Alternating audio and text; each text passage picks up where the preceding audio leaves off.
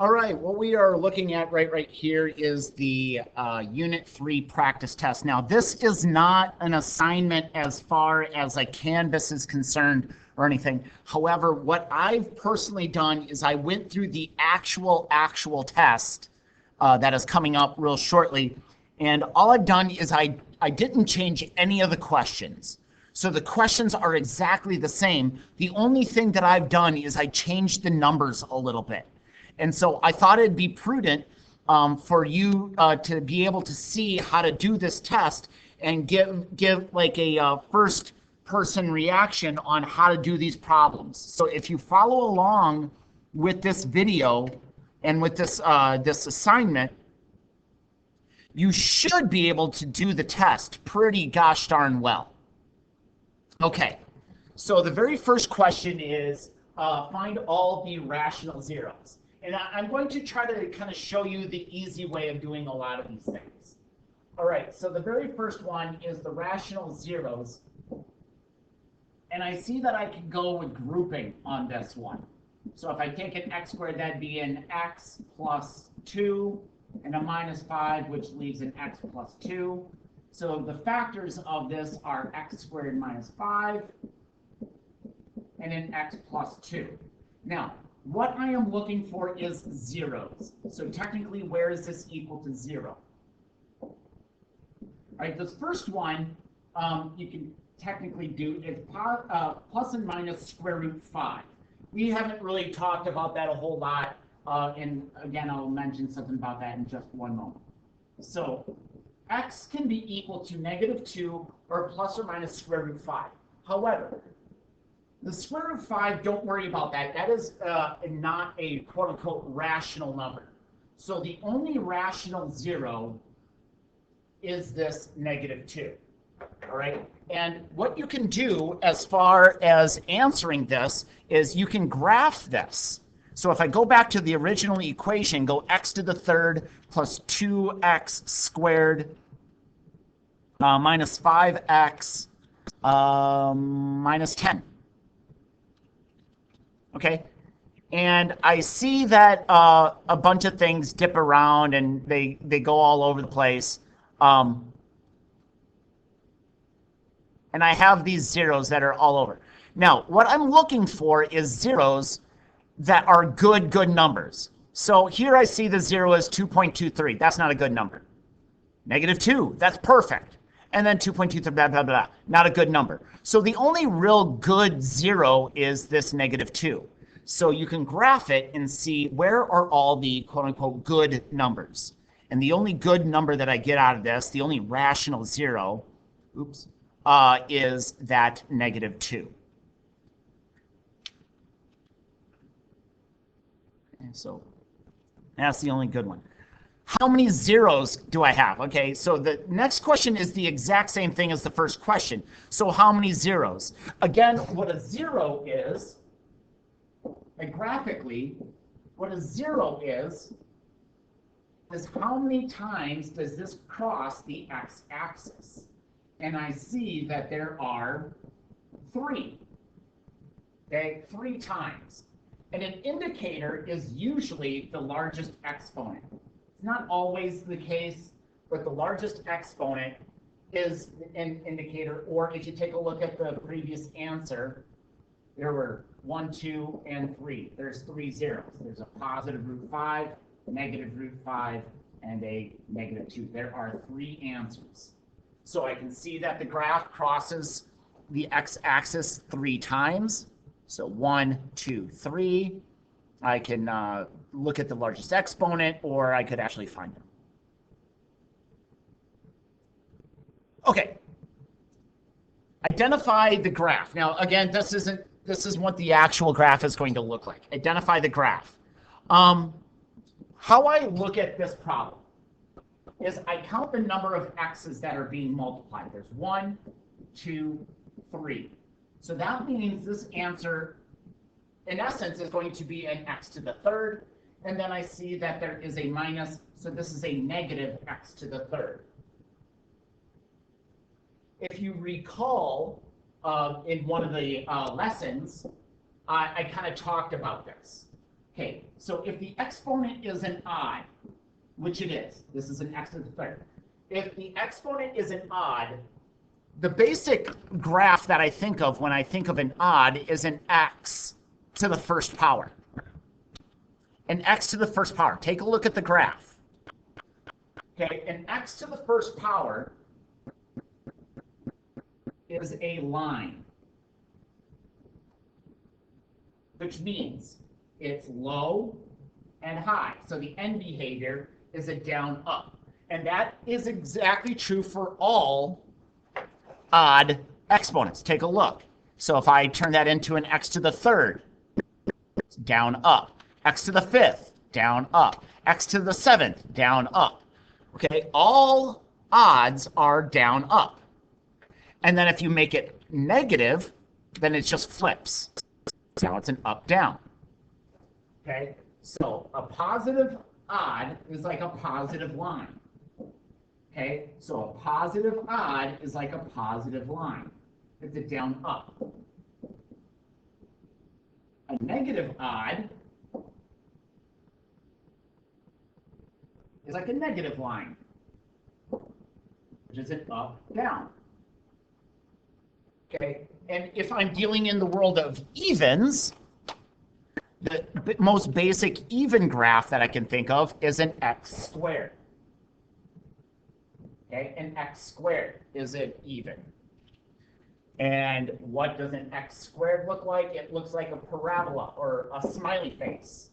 So a positive even is an x squared, which is an up, up. And then you can probably guess it, a negative even look like a negative parabola, which is a down, down. Okay, so let's consolidate the chaos. Let's get this down to a concise idea. So a positive odd, okay, is a line. A negative odd, a negative line. Positive even, a parabola, and a negative even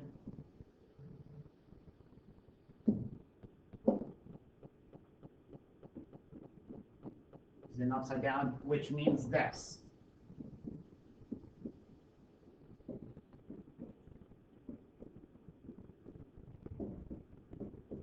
Okay, so here I see that this problem happens to be a negative odd.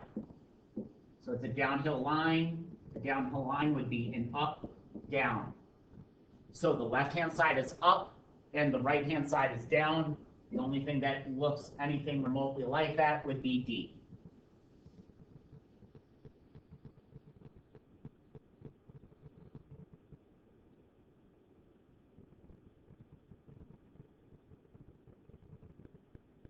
Okay, exponent stuff. When you have an outside exponent, everything gets that exponent. So y to the fourth squared, x to the 2 squared. All right, on this right-hand parentheses, what I'm going to do is I'm going to simplify the inside before worrying about, I think that's an x to the third, or y to the fifth. I'm going to worry about that before I worry about the outside. So this is a negative, sorry. All right, so here's what we need, here's what I'm talking about. So negative exponents move. So this is going to be an x to the third on bottom. Okay, so now, what is this fraction right now, as is? What is this fraction right here? So I see that the y's are bigger on top by 2, and the x's, there's 5 x's on bottom. So y's are bigger on top by 2, and with that movement, there are 5 x's on bottom. Okay, so that is what that parentheses is. Now, it's all to the third power. So again, everything gets that its exponent right there. From here, it's pow multiply now. Pow multiply now. So this is y to the 8th, y to the 6th, x to the 4th, x to the 8th, x to the 15th,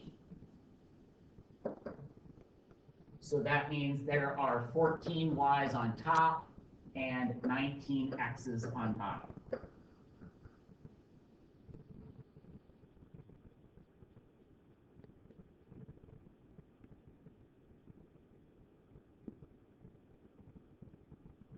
Divide.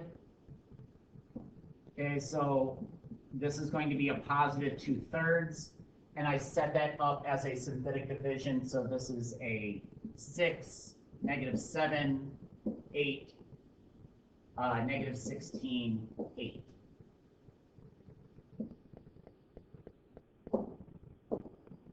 Shoot, sorry.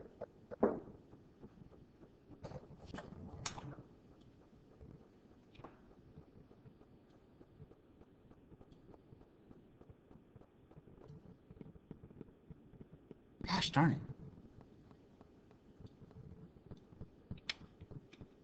All right, here we go. Now I think it's all locked in place. All right. Okay, so again, be on the lookout. This original problem began with an x to the 4th, so everything has to be represented. So x to the 4th, x to the 3rd, x squared, x. Okay, so again, if you're missing a piece, you represent it with a 0. I drop the first one, and I multiply. Okay, and so I'll just bring up a different type of calculator. I don't know if this.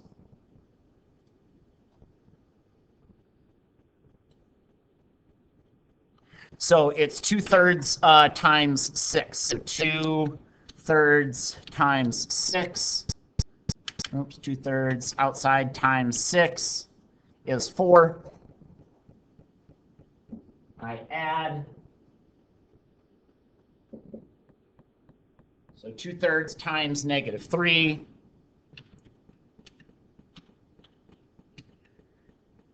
Oops, thought I was typing. So 2/3 times -3 is -2. Of course, I was typing, just in the wrong spot.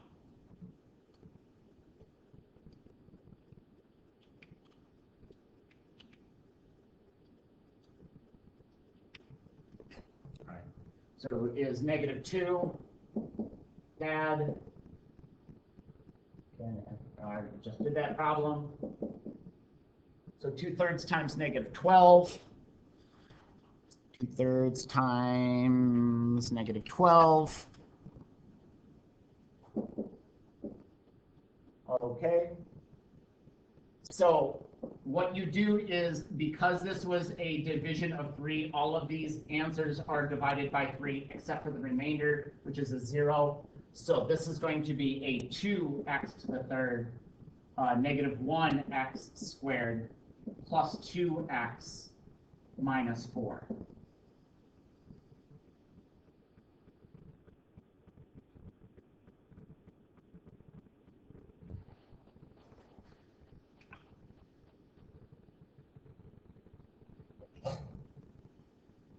Okay, next one. What is the end behavior? So I see 1, 2, 3. So this is an x to the 3rd, negative x to the 3rd with that front negative.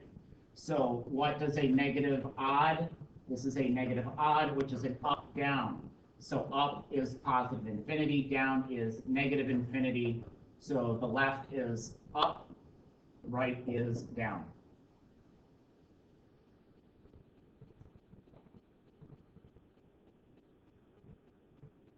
Perform the indicated operation. So 5x to the 5th, 8x to the 4th, 0x to the 3rd. Notice how there is no x to the 3rd there. 4x squared, 1x, positive 3. I'm dividing by an x plus 2, so the outside is going to be a -2. Drop the first term, I multiply the outsides, I add, I multiply, I add, I multiply, I add, I multiply, I add, I multiply, I add. Okay. Now, wouldn't it be nice to know if you got this answer correct or not? before I move forward, it wouldn't be nice to know if I'm going to get this right or wrong. Well, what you can do is you can plug a -2 into this equation. So 5, -2 to the 5th, plus 8, -2 to the 4th,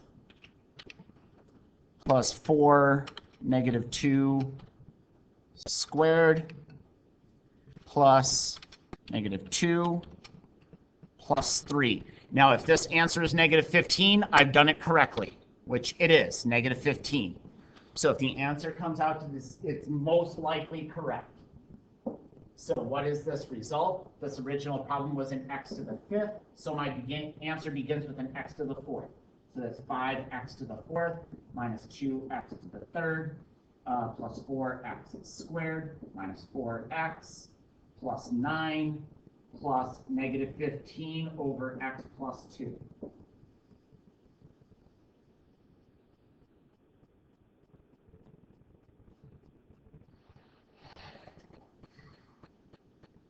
The remainder theorem, again, if you super duper want to cheat, you can just plug in the number -3.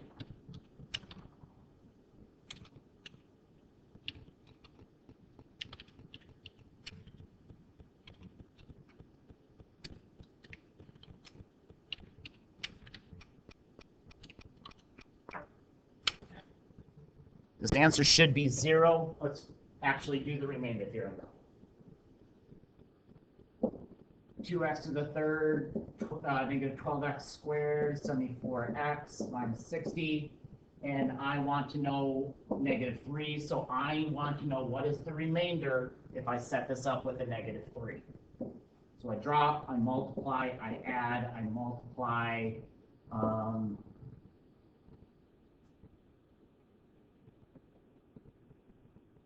-3 times 18, sorry.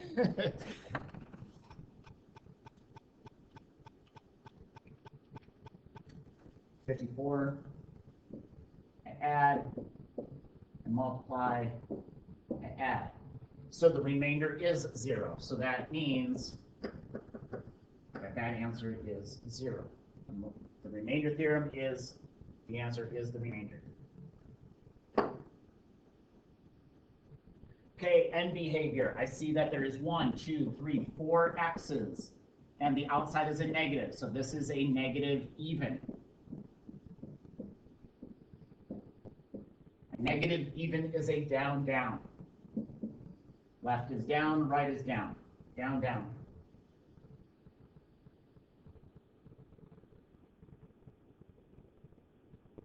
Remainder theorem for 5. Again, I don't know if you're doing the remainder theorem or not, so you can literally just type in the number 5 into that x.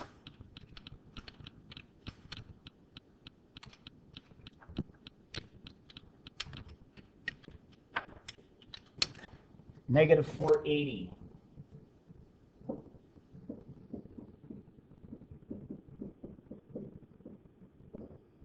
Okay, so here's again what the remainder theorem is. I set this up, so this is 2, -12, -74, -60.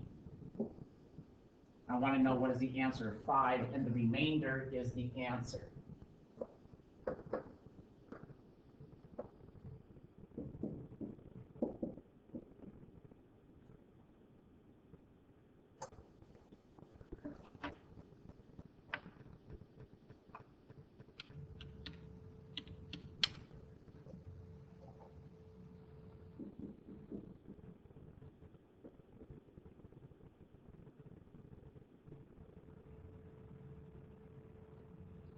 Did I do something wrong?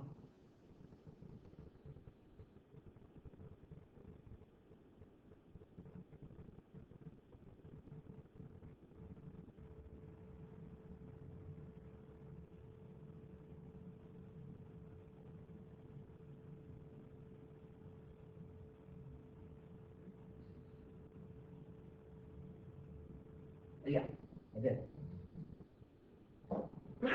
Excuse me.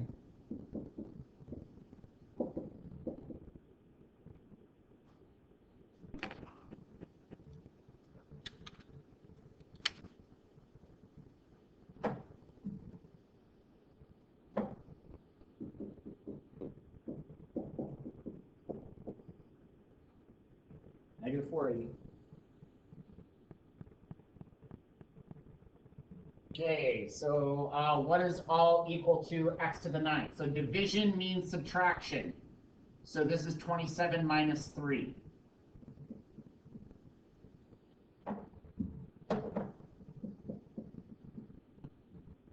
Pow multiply now. 3 times 3 is 9.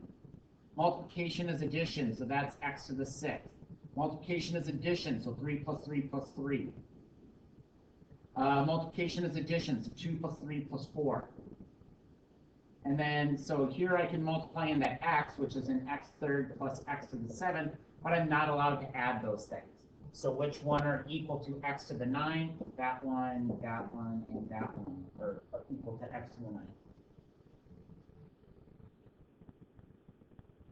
All right, so again, I have 1, 2, 3, 4 x's.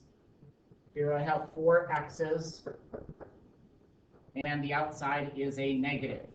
So this is a negative even. This is a down, down. So there you go. Down, down. It's a down, down.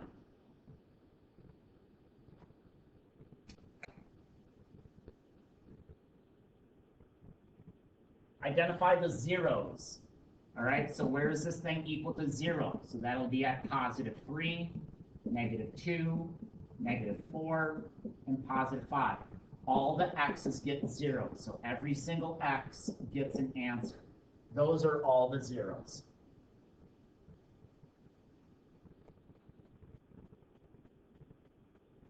If a polynomial is divided by a binomial and the remainder is 0, what does that tell you about the relationship between the binomial of the polynomial and the polynomial?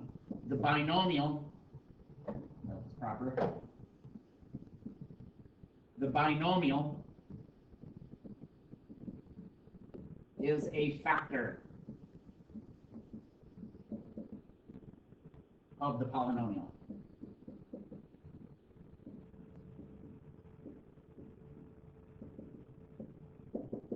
So again, what this is describing is this.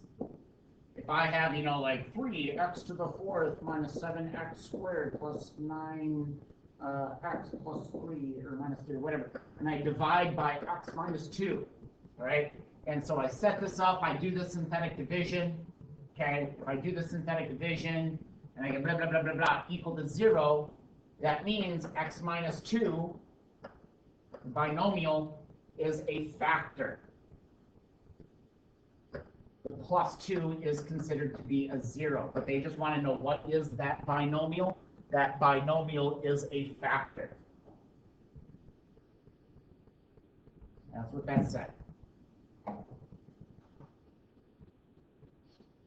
Identify the zeros. So where is this equal to 0? So there's an x, there's an x, there's an x. That's 0, negative 1, and positive 4.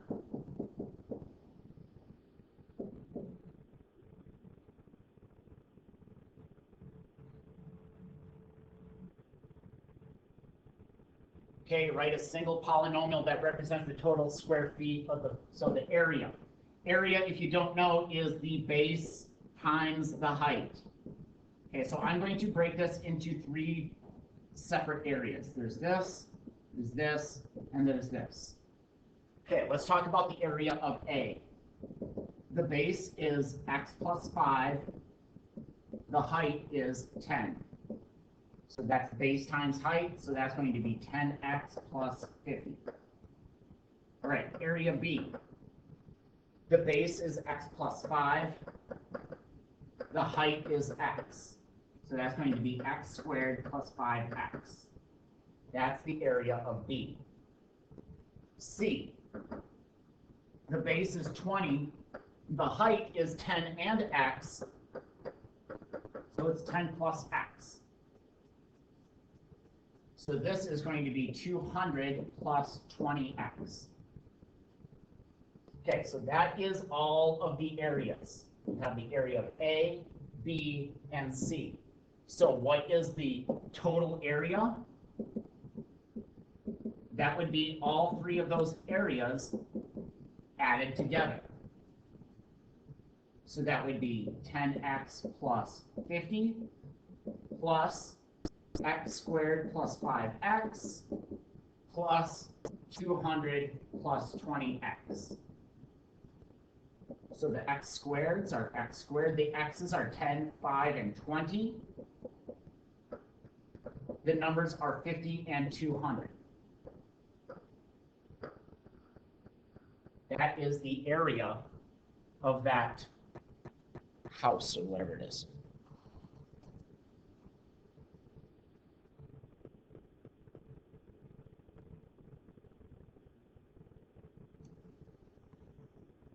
Okay, perform the indicated operation. This is a minus, so I take in that minus, so that'd be a negative 13x squared, a positive 11x, and a negative 8. This first bit isn't touched, so it is what it is. And then, so same thing, same thing. So x squareds with other x squareds, x's with x's, numbers with numbers. So the x squareds are 7 and negative 13. The x's are negative 19 and positive 11. The numbers are positive 4 and negative 8.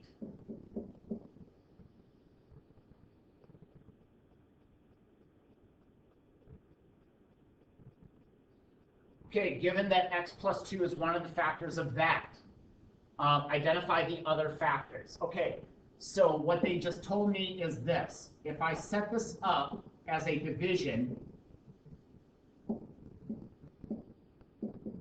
okay, my polynomial is going to get smaller, and my remainder is going to be 0.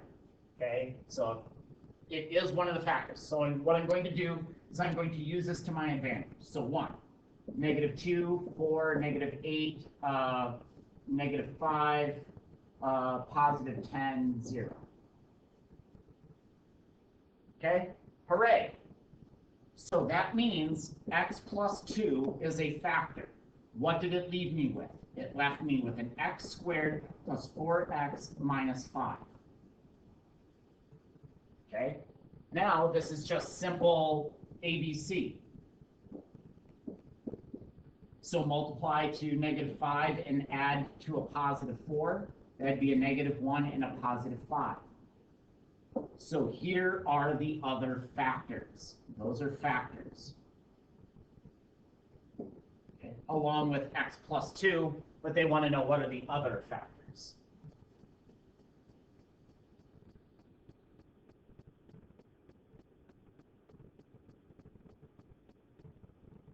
Perform the indicated operation. Okay, this is a multiplication, so I start with the first and I multiply everything of that next parentheses. So 2x, so that's a 2x to the third plus 8x squared minus 18x. Okay, that is the multiplication with that 2x. As soon as you're done with that, move on to the next item and repeat that process. So negative 3, that's a negative 3x squared minus 12x plus 27. So altogether, this is going to be a 2x to the third plus 5x squared minus 30x plus 27.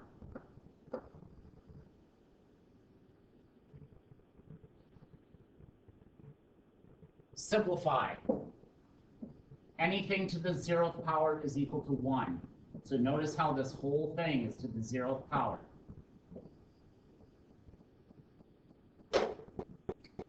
Okay, that's the test. I mean, the practice test. So again, this is pretty much a copy of the test.